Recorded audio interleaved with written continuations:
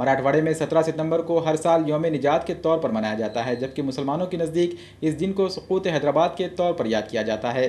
मुल्क से अंग्रेज़ों के जाने के बाद हैदराबाद रियासत को इंडियन यूनियन में शामिल कराने के लिए हिंदुस्तानी हुकूमत ने ऑपरेशन पोलो अंजाम दिया था। इस ऑपरेशन पोलो को दक्कन में पुलिस एक्शन के नाम से याद किया जाता है। तेलुगु और उर्दू मौरखीन के मुताबिक लाखों मुसलमान इस पुलिस एक्शन के दौरान जाँ बहक हुए थे और हज़ारों को जुल्म सितम का शिकार बनाया गया था। सुकूत हैदराबाद के ज़िमन में नांदेड़ में तंजीम फ़रोग़ उर्दू और इदारे रोज़नामे वर्क़ ताज़ा की जानिब से एक सेमिनार का इनेकाद किया गया। सेमिनार में मिकाला निगारान ने अपने मिकालों में दक्कन के रहनुमाओं की मजहबी रवादारी के बारे में अहम मालूमात दी। प्रोग्राम के इनेकाद का मकसद नई नस्ल को सुकूत हैदराबाद के बारे में तमाम वाक़यात से वाकिफ़ करवाना है ताकि वो तारीख़ी हकीकत जान सके।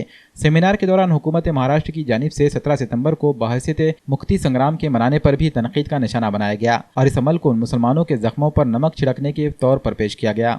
इस ऑपरेशन पोलो पर पंडित सुंदरलाल कमेटी ने एक रिपोर्ट भी तरतीब दी थी, लेकिन इस रिपोर्ट को अभी तक मंजर आम पर नहीं लाया जा सका है।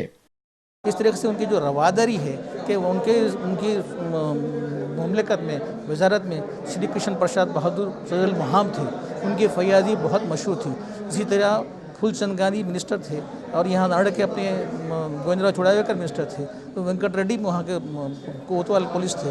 नरसिंह राव साहब मालियात के थे, जिम्मेदार थे। इस तरह से वहाँ जो हिंदू मुस्लिम इत्तेहाद का उन्होंने जब मुजाहरा किया था, उस बात पर यहाँ चर्चा हुई, उस बात से लोगों को वाकिफ़ कराया गया कि वो खुशहाली थी, इतनी खुशहाली थी कि लोग वहाँ अभी भी लोग याद करते हैं, बल्कि बाज़ गैर मुस्लिम तो मैंने देखा हूँ जैसे पूजा भी करते हैं। तो इस लिहाज से इन तमाम बातों से वाकिफ़ कराया गया ताकि यहाँ के लोग वाकिफ़ हो सकें कि 17 सितंबर मनाया जाता है और यह यौम एहतसाब है या नजात है। इस सिलसिले में आप लोग वाकिफ़ हो सकें, सबको मालूमात दे सकें कि यहाँ जो रियासत पुरानी थी किस तरह से उन्होंने बावजूद इसके कि उनका मुकदमा यूनियन में था, उन्होंने हिंदुस्तान में अपने आप को शामिल कर लिया और लिया है कि भलाई फलाह बहबूदी के लिए इसमें हिंदुस्तान में शामिल हुए और न खुद शामिल हुए बल्कि हुकूमत का जुज़ बन कर रहे। वो गवर्नर थे, वो कई साल तक गवर्नर से काम किया। सारे इंतजाम मिलिट्री स्कूल्स गवर्नमेंट में भी उन्हीं के जरिए चलते थे, लिहाजा वो शरीक हुए जमहूरी बासिंदे से। और डिफेंस एंड उसके जब मदद की ज़रूरत पेश आई, उन्होंने लाखों टन सोना हुकूमत हिंद को दिया। इसलिए हम उनके उस बारे में मालूमात दिया। इदारे रोज़नामा वर्क़ ताज़ा और उर्दू तरक्की फ़ोरम की जानिब से एक प्रोग्राम मुनक़िद किया गया जिसके 2 हिस्से थे। पहले हिस्से में एक सेमिनार रखा गया कि दक्कन के हुक्मरानों की मजहबी रवादारी, और दूसरा प्रोग्राम तहनीती था।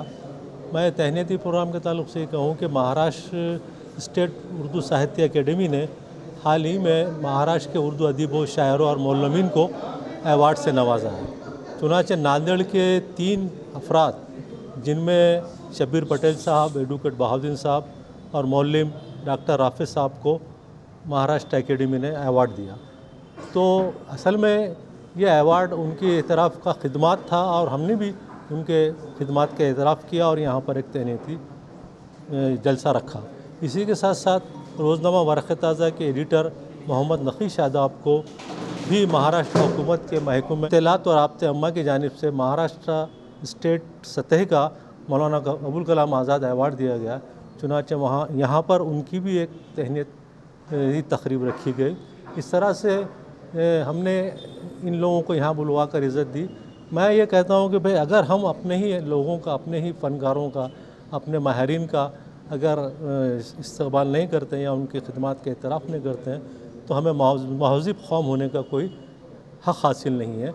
तो इस तरह का प्रोग्राम होना चाहिए और जिन जिन इलाक़ों में उर्दू के अदीबों और शायरों को यह अवार्ड साहित्य अकेडमी का मिला है या और कोई दूसरा अवार्ड मिला हुकूमत का, तो वहाँ पर भी इस तरह के तहनीती प्रोग्राम होने चाहिए।